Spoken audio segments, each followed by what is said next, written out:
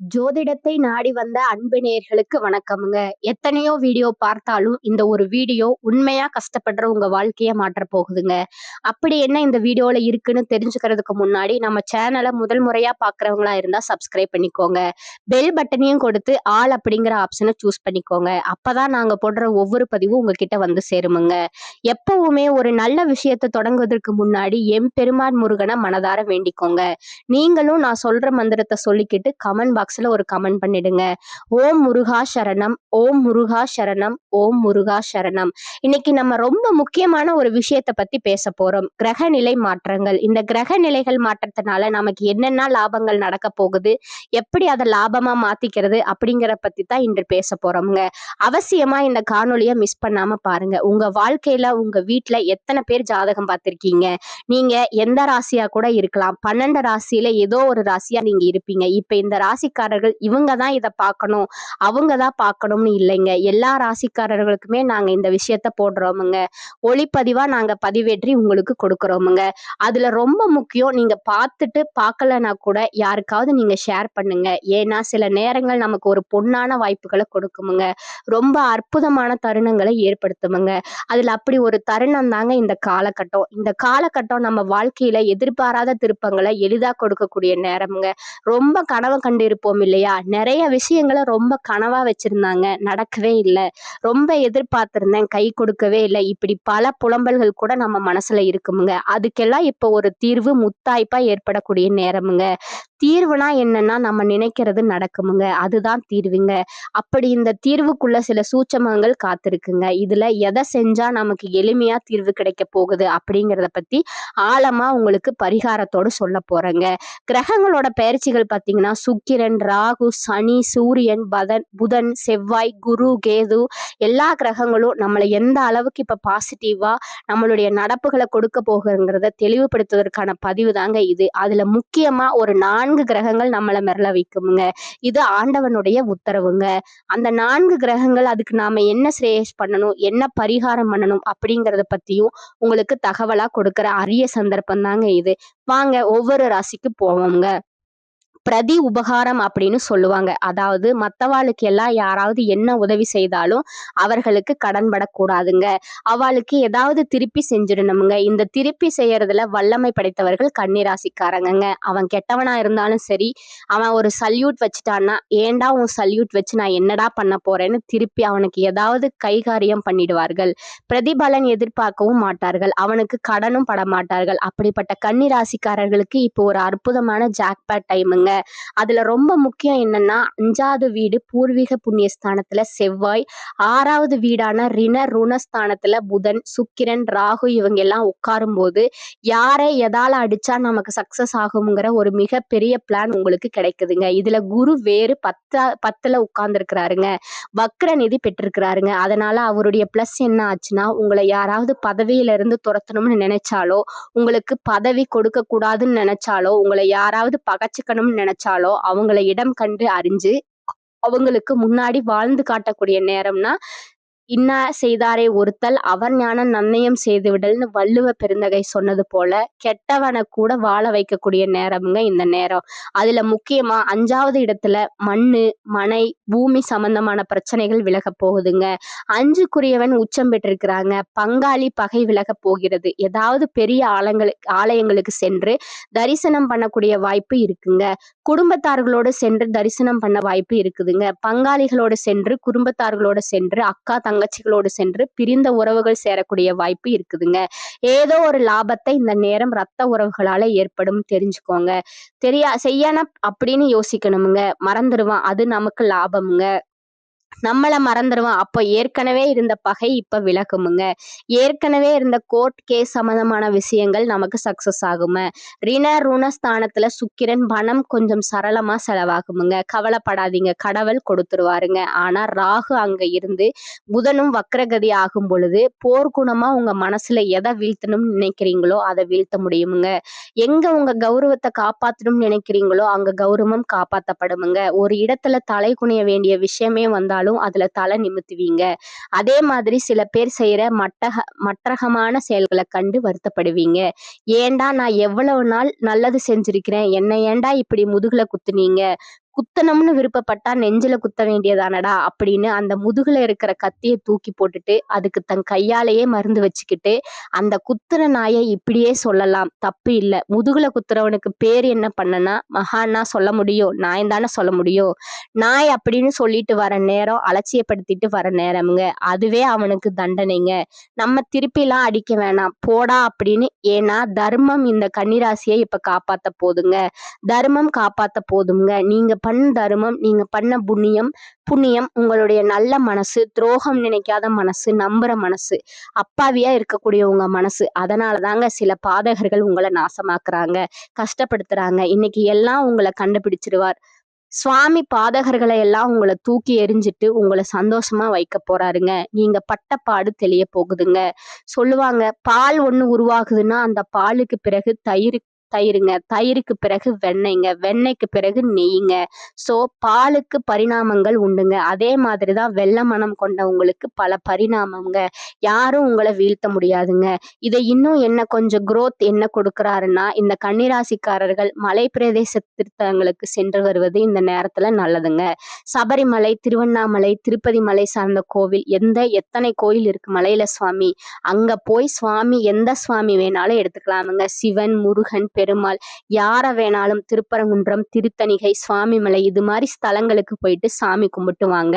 இது ஃபர்ஸ்ட் பரிகாரமுங்க. 2வது பரிகாரம் பாத்தீங்கன்னா, இந்த புதன் உச்சம் ஆட்சி பெற்றிருக்கிறதுனால அருவுடைய மக்களுக்கு ஏதாவது விருது வழங்குங்க. ஒரு பாராட்டு, உங்க பழைய வாத்தியாரை பார்த்து ஒரு பாராட்டுறது, உங்களுக்கு ஏதாவது சொல்லி கொடுத்தவர்களை பார்த்து பாராட்டுறது, குருமார்களை பார்த்து பாராட்டுறது உங்களுக்கு நல்லதுங்க. எவனாவது செஞ்சிருந்தானா அவனை பாராட்டுங்க. இந்த நேரத்துல அவனால உங்களுக்கு பெரிய gift கிடைக்குமுங்க.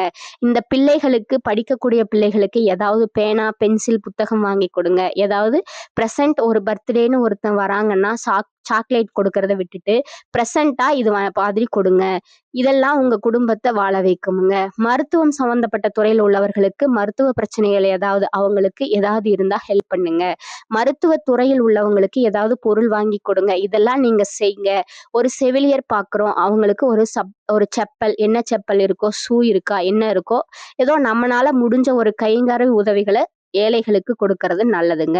ஒரு நண்பர் பாத்தீங்கன்னா, ஹெல்மெட் ரொம்ப நஞ்சு போயிடுச்சு, முடியல, அவர் ஒரு மாற்றுத்திறனாளி. அப்ப நான் சொன்னேன், அவர் உடனே அந்த மாற்றுத்திறனாளி அந்த நண்பருக்கு ஹெல்மெட் வாங்கி கொடுத்தாருங்க. 1600 ரூபாய் என்னமோ, உடனே காசு கொடுத்து உடனே வாங்கியே கொண்டு வந்து கொடுத்தாருங்க. அவரால் வாங்கவே முடியாது. அப்படியே வாங்கினாலும் 500 ரூபாய்க்கு வாங்கலாமுங்க. இவர் நல்ல காஸ்ட்லியான ஹெல்மெட், அது என்னமோ சொல்றாரு, கொடுத்து வாங்கி கொடுத்தாருங்க. ரொம்ப திருப்திங்க. இவருக்கு தலைக்கு வர்றது தலைப்பாகையோட போயிடுங்க. இந்த நேரத்துல இது மாதிரி உதவிகளை இந்த கன்னிராசிக்காரர்கள் செய்ய, கன்னிராசிக்கு இருக்கக்கூடிய கோபம் தனியுமுங்க, பெரும் பகை விலகுங்க. இந்த நேரம் மலையில் இருக்கக்கூடிய சுவாமி உங்களை முன்னேற்ற போறாருங்க. பிரச்சனைகளை தூக்கி எறிய வைக்க போறாருங்க. நல்லது நடக்க போகுதுங்க. சோ கிரகங்கள் உங்களுக்கு சப்போர்ட் பண்றாங்கங்க. கன்னிராசிக்கு எண்ணங்களும் விருப்பங்களும் நிறைவேறும் காலகட்டமா இது இருக்குதுங்க. ராசி அதிபதி புதன் பஞ்சமஸ்தானத்துல சஞ்சரிக்கிறாருங்க. பிள்ளைகளோட முன்னேற்றம் தொடர்பான திட்டமிடுதல ஆர்வம் அதிகரிக்குமுங்க. சிந்தனையில ஏற்பட்ட குழப்பம் விலகுமுங்க. அதிர்ஷ்டத்தின் மேல் ஆர்வம் கூடுமுங்க. நினைத்ததை நிறைவேற்றுவதில் நிலுவைய தடகைகள் அகலுங்க. உபரி வருமானம் கிடைக்குமுங்க. பழைய கடன்களை அடைத்து புதிய வாழ்க்கைக்கு அஸ்திவாரம் அமைப்பீர்கள். சொத்து சேர்க்கை கூடுமுங்க. சொத்துக்களின் மதிப்பு ஏறுமுங்க. சகோதரர்களுடன் இணைந்து முக்கிய முடிவு எடுப்பதற்கு உகந்த காலமுங்க. அரசு வகையில் மேற்கொண்ட முயற்சிகள் சாதகமாகுமுங்க. அரச பதவி, அரசு உத்தியோகம், அரசு வகை ஆதரவு உண்டுங்க. பிள்ளைகளால் ஏற்பட்ட மன உளைச்சல் அகலுமுங்க. புத்திர பிராப்தம் உண்டாகுமுங்க. கதை, கட்டுரை, கவிதை எழுதுவல்ல, தகவல் தொடர்பு சார்ந்த துறைகள்ல ஆர்வம் அதிகரிக்குமுங்க. சிலர் கடன் பெற்று வசதி வாய்ப்புகளை அதிகரித்துக் கொள்வீங்க. தாய் தந்தையின் ஆயுள் ஆரோக்கியம் சார்ந்த பயம் விலகுமுங்க. இஷ்ட தெய்வத்தை மனதார வழிபடணுமுங்க.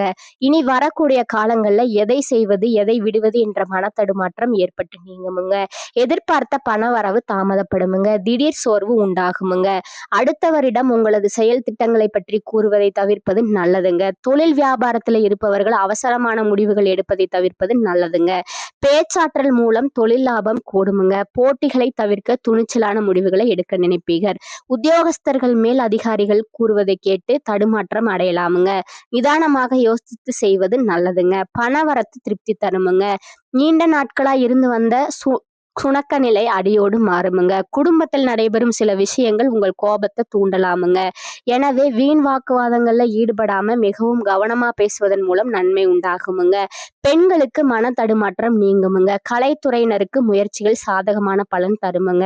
அரசியல்ல உள்ளவர்களுக்கு மேல்மட்டத்தில் உள்ளவர்களுடன் வாக்குவாதங்கள் ஏற்படலாமுங்க. மாணவர்களுக்கு எதிர்கால கல்வி பற்றிய முக்கிய முடிவுகளை எடுக்க நீங்க நினைப்பீர்கள். அடுத்தவர் யோசனைகளை கேட்டு தடுமாற்றம் அடையாமல் இருப்பது நல்லதுங்க. பொருளாதார நிலைமை திருப்திகரமா இருக்குமுங்க. சிலருக்கு எதிர்பாராத பணவரவுக்கு வாய்ப்பு உண்டுங்க. தாயின் உடல் ஆரோக்கியத்துல கவனம் தேவைங்க. உறவினர்கள் வருகையால குடும்பத்துல சில பிரச்சனைகள் ஏற்பட்டாலும் அதனால் பாதிப்பு எதுவும் இருக்காதுங்க. வெளியூர் பயணங்களை தவிர்ப்பது நல்லதுங்க. பழைய கடன்களை தந்து முடிப்பீர்கள். கொடுத்த கடனும் திரும்ப கிடைக்குமுங்க. வாழ்க்கை துணையோட தேவைகளை நிறைவேற்றுவீர்கள். அலுவலகத்தில் இருப்பவர்களுக்கு பணிச்சுமை அதிகரிக்குமுங்க. இருக்கும் வேலையிலிருந்து வேறு வேலைக்கு இப்போது முயற்சி செய்ய வேண்டாமுங்க. அலுவலகத்துல சக பணியாளர்களை அனுசரித்து செல்லணுங்க. வியாபாரத்துறையில் இருப்பவர்களுக்கு முக்கிய முடிவுகள் எதையும் இப்போது எடுக்க வேண்டாகுங்க. அவசியம் முடிவெடுக்க வேண்டிய நிலை ஏற்பட்டால் அனுபவம் மிக்கவர்களிடம் ஆலோசனை கேட்டு செய்யறது உங்களுக்கு நன்மையை தருமுங்க. குடும்பத்தை நிர்வகிக்கும் பெண்களுக்கு சந்தோஷமும் நிம்மதியும் தரக்கூடிய காலகட்டமா இது இருக்குதுங்க. பிறந்த வீட்டிலிருந்து சுப செய்தி ஒன்று கிடைக்க வருமுங்க. அடுத்ததா பாத்தீங்கன்னா உங்களோட நட்சத்திர பலன்களை பார்க்கலாமுங்க. முதலாவதா உத்திரம் 2, 3, 4ஆம் பாதங்கள்ங்க. இந்த காலகட்டத்துல உங்களுக்கு சாதுரியமான பேச்சின் மூலம் சிக்கலான பிரச்சனைகளையும் நீங்க தீர்த்து விடுவீங்க. பயணங்கள் செல்ல நேரிடலாமுங்க. குழந்தைகள் மேல் கல்வியில முன்னேற்றம் அடைய பாடுபடுவீர்கள். உத்தியோகம் தொடர்பான பயணம் செல்ல நேரிடலாமுங்க. ஒரு காரியத்தை செய்யும் முன்பு அது சரியா தவறா என்று பல முறை மனதுக்குள் கேள்வி எழுப்பி பின்னர் ஒரு முடிவு எடுங்க. சொத்து சார்ந்த விஷயங்கள்ல எல்லா வகையிலும் நல்ல பலன் உண்டாகுமுங்க. மற்றவர்களுக்கு உதவி செய்வதில் ஆர்வம் அதிகரிக்குமுங்க. ரெண்டாவதா பாத்தீங்கன்னா அஸ்த நட்சத்திரக்காரங்க. இந்த காலகட்டத்துல வீண் பிரச்சனைகள்ல ஈடுபடாமல் தவிர்ப்பது உங்களுக்கு நல்லதுங்க. தொழில் வியாபாரம் தொடர்பான மனக்கவலை தோன்றி மறையுமுங்க. ஆனால் லாபம் கிடைக்க பெறுவீர்கள். புதிய ஆர்டர்கள் வாங்குவதில் தொடர்பான அலைச்சல்கள் அதிகரிக்குமுங்க. உத்தியோகத்தில் இருப்பவர்களுக்கு எதிலும் நிதானமாக செயல்படுவது மற்றவர்களை அனுசரித்து போவதும் நல்லதுங்க. குடும்பத்திலிருந்து பிரிந்து சென்ற நபர் மீண்டும் வந்து போவாங்கங்க. அதனால மகிழ்ச்சி உண்டாகுமுங்க. வாழ்க்கை துணைக்காக செலவு செய்ய நேரிடுமுங்க. மூன்றாவதா பாத்தீங்கன்னா சித்திரை 1 மற்றும் 2ஆம் பாதங்க. இந்த காலகட்டத்துல கோபத்தை குறைத்து இனிமையா பேசுவதன் மூலமா குடும்பத்துல அனுமதி உண்டாகுங்க. வெளியூர் பயணம் செல்ல வேண்டி இருக்கலாமுங்க. எந்த காரியத்தையும் கூடுதல் கவனத்துடன் செய்வது நல்லதுங்க. அடுத்தவர்களுக்கு உதவி செய்யும் போது கவனம் தேவைங்க. போட்டிருந்த திட்டங்களை நிதானமா செய்வது நல்லதுங்க. அடுத்தவர்களிடம் பழகும் போது கவனம் தேவைங்க. நீங்கள் எதை பற்றியும் கவலைப்பட மாட்டீங்க. உங்க வழி தனி வழி என்று செயல்படுவீங்க. மனதுல தன்னம்பிக்கை அதிகரிக்குமுங்க. புத்தி தெளிவு உண்டாகுமுங்க. உங்களுடைய அதிர்ஷ்ட எண்கள் பாத்தீங்கன்னா 2 மற்றும் 6ங்க. வழிபட வேண்டிய தெய்வம் மகாவிஷ்ணுங்க. உங்களுக்கான பரிகாரம் சொல்றேன், நீங்க நோட் பண்ணிக்கோங்க. தினமும் காலையில வீட்டு பூஜை அறையில தீபம் ஏற்றி கீழ்காணும் பாடலை 27 முறை பாராயணம் செய்யணுங்க. ஊரிலேன் காணி இல்லை உறவு மற்றொருவர் இல்லை, பாரில் நின் பாதமூலம் பற்றிலேன் பரமமூர்த்தி, காரொளி வண்ணனே என் கண்ணனே கதறுகின்றேன், ஆருலர் கலைக்கண் அம்மா அரங்க மாநகருளானே அப்படிங்கிற பாடலை பாராயணம் செய்யுங்க. மேலும் ஒரு பரிகாரம் சொல்றேன், அதை நோட் பண்ணிக்கோங்க. ஸ்ரீ துர்க்கை அம்மனை செவ்வாய்க்கிழமை ராகு காலத்துல அர்ச்சனை செய்து வழிபடுவது எல்லா பிரச்சனைகளையும் தீர்க்குமுங்க. எதிர்ப்புகளை அகலுமுங்க. இந்த சேனல் உங்களுக்கு பிடிச்சிருந்தா லைக் பண்ணிக்கோங்க, ஷேர் பண்ணிக்கோங்க. அப்படியே உங்களுக்கு தெரிஞ்ச ஃப்ரெண்ட்ஸ் அண்ட் ஃபேமிலிக்கும் ஷேர் பண்ணிக்கோங்க. வாழ்க வளமுடன். நன்றி, வணக்கம்.